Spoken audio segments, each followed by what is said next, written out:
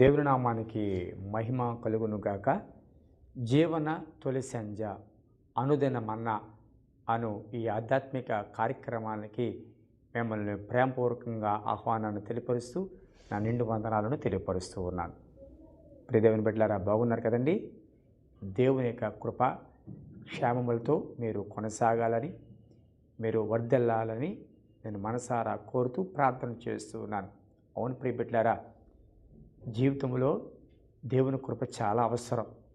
దేవుని భద్రత మనకి చాలా అవసరం.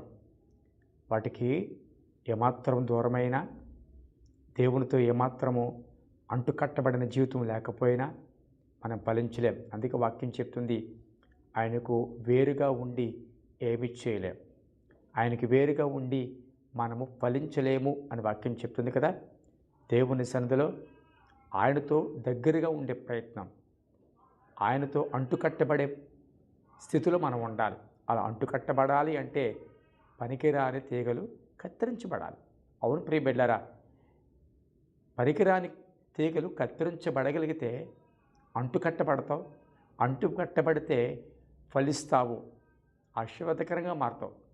కాబట్టి దేవుని సందులో అంటుకట్టబడే అనుభవంలోకి వెళ్ళాలి అంటే తప్పకుండా పనికిరాని తీగలను కత్తిరించవలసిందే. ఒక మాటని మేము జ్ఞాపకం చేస్తాను. యెషయా గ్రంథంలో నుంచి ఒక మాట మీ దృష్టికి తీసుకురావడానికి నేను ఇష్టపడుతున్నాను. యెషయా గ్రంథము 1వ అధ్యాయము 22వ వచనం. యెషయా గ్రంథము 1వ అధ్యాయము 22వ వచనం. నీ వెండి మష్టాయను, నీ ద్రాక్షరసము నీళ్లతో కలిసి చెడిపోయాను. విన్నారు కదా ఇక్కడ బిడ్డ, దేవుని సందులో నీ వెండి మష్టాయను, నీ ద్రాక్షరసము నీళ్లతో కలిసి చెడిపోయాను. ప్రియదేవుని బిడ్డలారా, అలనాడు తన ప్రజలైనటువంటి యూదుల గురించి మాట్లాడుతున్న మాట.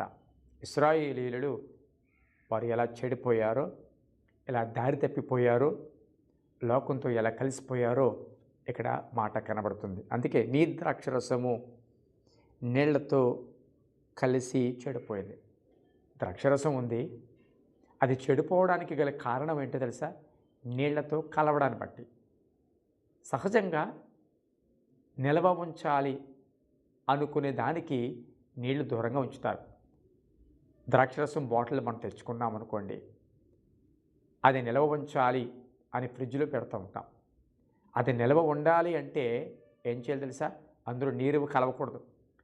వెంటనే తాగేసి దాంట్లో ఒకవేళ కొన్నిసార్లు నీళ్ళు కలుపుతారేమో, కానీ నిల్వ ఉండాలి, అది అదే రుచిగా ఉండాలి, పాడైపోకూడదు అని అనుకున్నప్పుడు అందులో నీళ్లు కలపరు. అవును ప్రియ బిడ్డలారా, దేవుని సన్నిధిలో ద్రాక్షరసము ఎందుకు చెడిపోయిందంటే నీళ్లతో కలవడం వల్ల.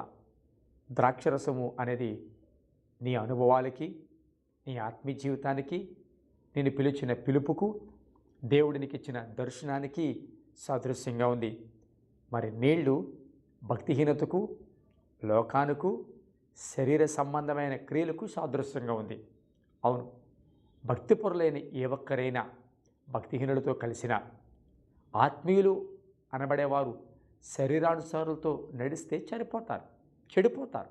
అవును, దుష్టుల ఆలోచనలు చెప్పున నడవక, పాపుల మార్గమున నిలవక, అపహాస్యకులు కూర్చుండే చోట కూర్చుండక మరేం చేయాలి? యెహోవా ధర్మశాస్త్రమునందు, అవును, ఆయన ధర్మశాస్త్రాన్ని దివారాత్రము ధ్యానించు, దాని నుంచి ఆనందించేవాడు ధన్యుడు. మన సహవాసము నీళ్లతో కాదు, భక్తిహీనుడితో కాదు, లోకంతో కాదు, శరీర సంబంధమైన వారితో కాదు. విశ్వాసికి అవిశ్వాసికి పొత్తే కూడా. ఆత్మానుసారులు ఆత్మ విషయంలో మనస్కరిస్తారని, శరీరానుసారులు శరీర విషయంలో మనస్కరిస్తారని వాక్యం చెప్తుంది కదా. ఆత్మానుసారంగా నడిచే నీకు, వాక్యానుసారంగా బ్రతకాలనుకున్న నీకు, శరీరానుసారాలతో శరీర సంబంధమైన వాటితో నడవడం సులభమంటారా? అలాంటి వారితో నడవగలిగితే నీ ఆత్మజీవితాన్ని కాపాడుకోగలమంటారా? లేదు. దేవుని సన్నిధిలో ద్రాక్షరసం చెడిపోవడానికి కారణం నీళ్ళతో కలవడమే. దేవుని బిడ్డలారా, ఏ అనుభవాలు దేవునికి ఇచ్చాడో, ఏ ఆధ్యాత్మిక స్థితిలో ఉన్నతమైన స్థానంలో నువ్వు ఉన్నావో, ఇంతవరకు ఏ తలాంతులతో దేవుడు నిన్ను నడిపిస్తూ వచ్చాడో నాకైతే తెలియదు, కానీ దేవుని సన్నిధిలో ఒకవేళ భక్తిహీనులతో కలుస్తున్నావా, శరీర అనుసరులతో కలుస్తున్నావా, శరీర సంబంధంగా బ్రతుకుతున్నావా, లోకం వైపు చూస్తూ లోకానుసారంగా బ్రతుకుతూ లోకం ఆశల చేత ఎడవబడుతూ ఉంటే జాగ్రత్త. నీ యొక్క విలువను, నీ అనుభవాలను, నీ యొక్క రుచిని నువ్వు పోగొట్టుకుంటావు. అంటే ఎంతో కాలం అనుభవాలతో కొనసాగవలసిన నీవు, ఎంతోమందికి మధురంగా ఉండవలసిన నీవు నీ యొక్క మధురాన్ని, నీ యొక్క విలువను, నీ యొక్క సువాసనని, ఆధిక్యతను పోగొట్టుకునే ప్రమాదం ఉంది. కాబట్టి ఈ మాటలు వింటున్న దేవుని బిడ్డలారా,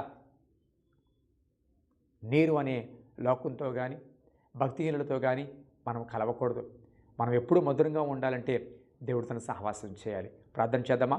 పరిశుద్ధుడైన తండ్రి, ఈ బిడ్డలు ఎవరైతే మాటలు వింటూ ఉన్నారో వారు ప్రత్యేకంగా దీవించండి నాయన.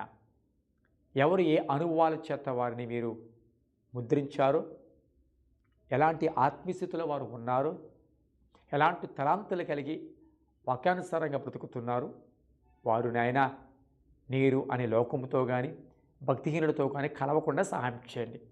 చాలామంది అనుభవం కలిగిన వారే, సువాసన రుచి కలిగిన వారే, గొప్ప ఆధిక్యత కలిగిన వారు, పిలువబడిన వారు, ప్రత్యేకించబడిన వారు, ప్రతిష్ఠించబడిన వారు, కానీ నీరు అనే లోకముతో భక్తిహీనులతో శరీర సంబంధమైన వారితో కలిసి చెడిపోయిన వాళ్ళు, ఈరోజు భ్రష్టులైపోయిన వారు, తమ ఆధిక్యతను, తమ విలువను పోగొట్టుకుని నిష్ప్రయోజకులుగా మారిపోయిన వారు చరిత్రలలో ఉన్నారు.